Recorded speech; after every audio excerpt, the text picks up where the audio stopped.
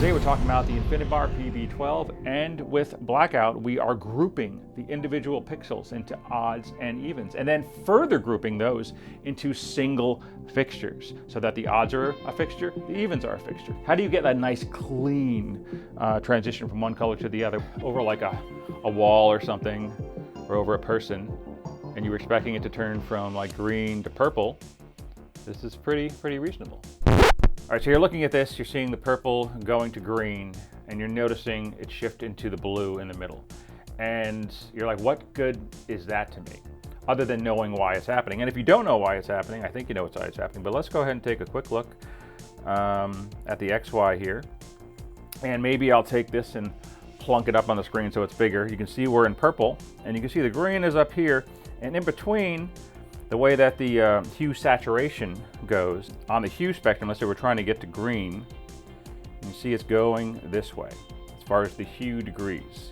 It's basically traveling from one to the other, and you're getting all these in between, which you can kind of see happening. And you're like, well, that's no good. I don't want that. And in most cases where you have a situation like this, where you would want one color to fade off and one color to fade on. Is that the right term? One color to dim down, one color to fade up.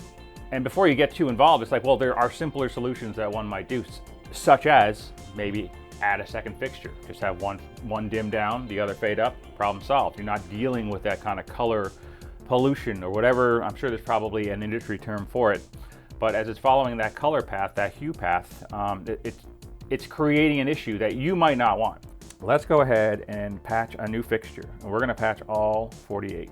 And it honestly doesn't matter whether it's CCT or HSI. As far as that mode, let's add a fixture. Cloud database, Infinibar PB12. All right, so now let's get, I don't know that I need the entire bar, but why not? Just for funsies, why not? You don't necessarily need the entire bar. Like we could do this probably with 12 pixels or whatever. Let's just do mode 32, HSI 48 pixels. Let's just keep it to HSI, patch 192 channels. Why not? Well, let's thinking, I'll change this to, well, I got to change channel anyway. So let's do channel or address 65 and save it. 65, we'll call it fixture 103. Why not? All right, channel 65. Got it. All right, stay in the status screen. Wonderful. Okay, so here's the thing with this. So, whoa, I'm on an Apple box in case you can't tell. So, fixture 103, this is now in multi-cell mode. Make sure I have control, and I do. And with this, if you're not familiar, this is not going to be all about multi-cell, but if I pick one like that's in the middle, let's say number 19, I bring up the intensity, I'm just controlling that one. And there are 48 of these. If I go to 20, there's number 20. So let's clear it all. Okay, clear. So now, like I said, this is like, I have one fixture, I need this effect, I need it to pulse green to purple. It's very important. Joker look, I only got one Infinibar up there that can do it, or maybe I got 10 Infinibars, but they're spread out all over and they need to do this effect. I only have 10 Infinibars and I need them to be exactly where each of them are. We have no more. Yeah, I'm making up this scenario. So let's go ahead and select 103, hit dot dot, which selects cells only, if you're familiar. You can see it no longer highlights 103, it's just all the dot 0102, 03, 04, 05. So let's go into offset, and now let's select odd, enter. You get a little green check mark. So now we are only selecting the odd ones. Let's record this into a group. I'm gonna call them odd individual. Yeah, I am odd individual. Individual. Yeah, I can spell. All right, so I went ahead and I recorded a group of just the odd ones. But here, watch what happens if you try and use this as an effect. All right, so select odd individual. I'm trying to say not that I'm odd, what an individual set. Anyway, let's record an effect, and we'll call it, let's just call it test because we're not gonna keep this. Let's save it. Let's go into effects and let's just hit play and see what happens. So you can see it's inchworming its way across. So it is taking, and I don't know if you can see clearly, you can see where it fades in. It is taking alternate ones across the 48 and it's doing the normal pulse, the normal standard blackout default pulse, which is what one would expect. And if you come out and you clear, and if you go into the group, which I think I've shown before, you start clicking on it, you can see it's showing you what it's going to do. It's showing you the order. You can also clear and click on the group and go into offset, and it shows you on the left the order it's going in: 103.01, 03, 05, 07, and blah blah blah blah blah. All right, so but that's not what I want. That is a selection that I want. So let's go ahead, just to make it clear. We'll clear. So now let's select odd individual. Let's offset. Say number of groups. Say 1. Enter. Now it's important to also remember, because I just accidentally didn't do it, record this also as a group. We're going to call it odd. Done. Save it. It's clear. Now let's select odd. Let's just to prove it to ourselves, go back into offset. Now you can see there is a parentheses around the whole thing. So now it's acting like one fixture, if that makes sense.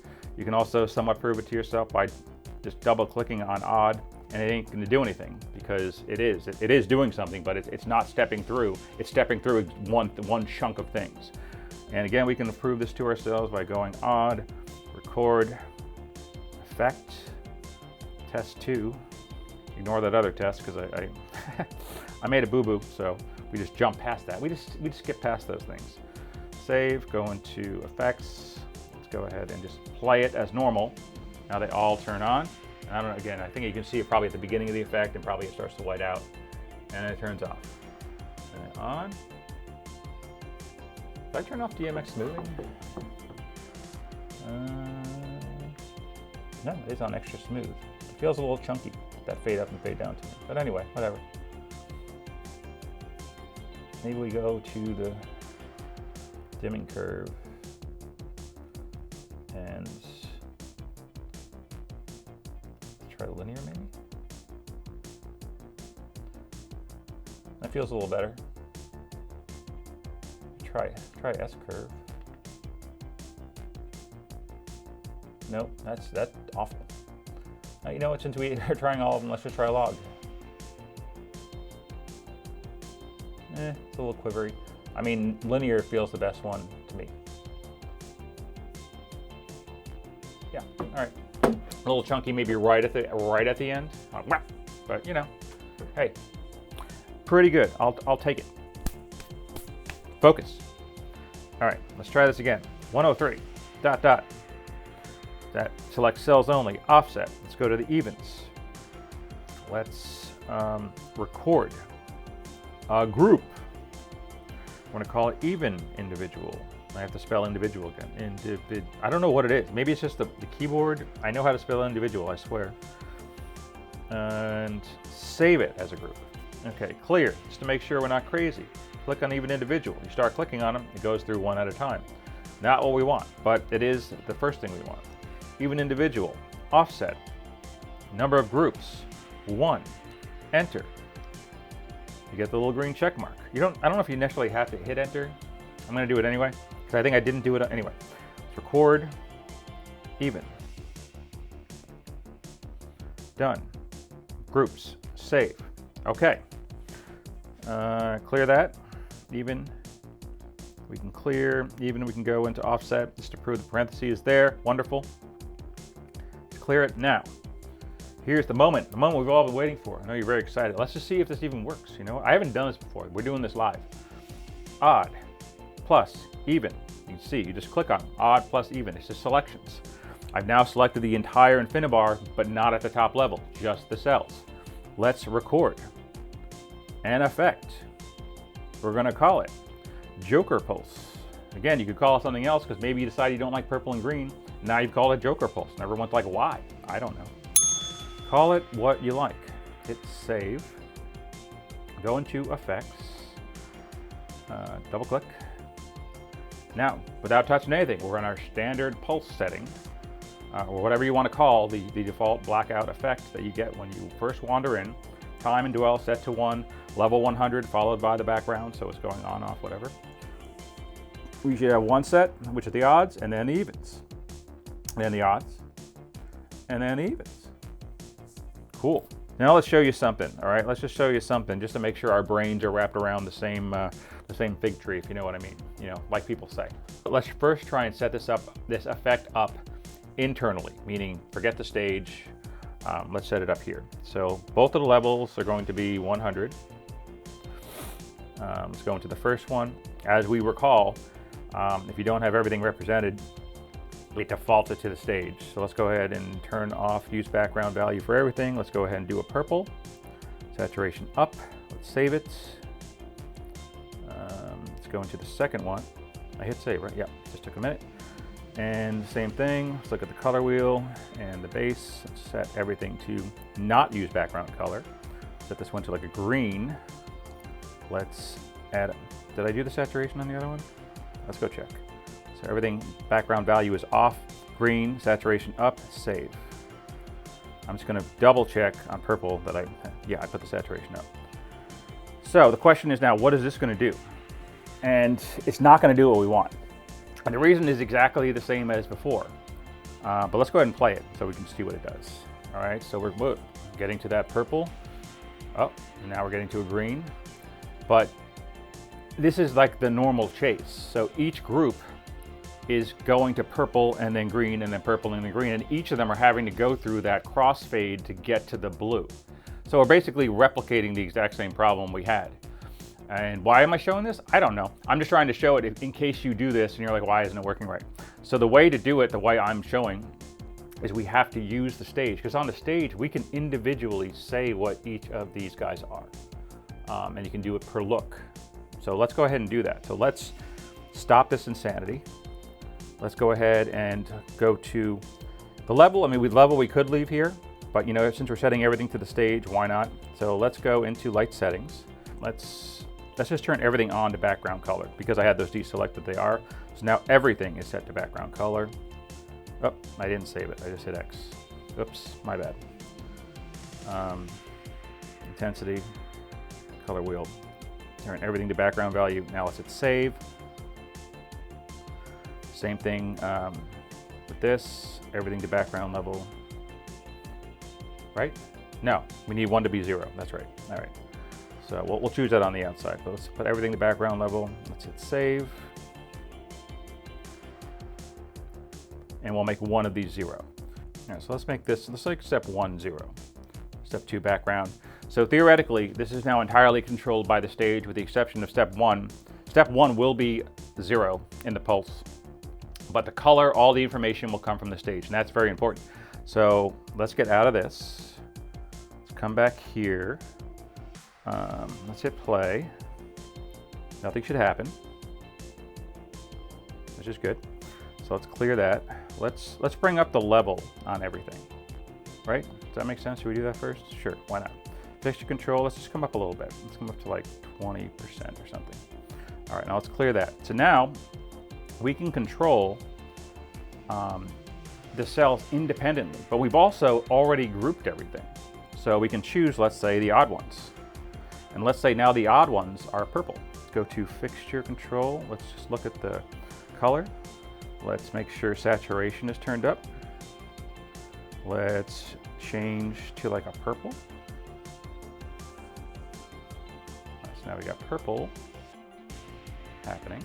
And then intensity we have at 22%. So we'll leave that, everything's set to 22%. And we just did what, the odds. So let's now repeat that with the evens. We did purple, so now we're going to do green. Go to even, fixture control, intensity still 22. Let's make sure the saturation is turned up, which it is.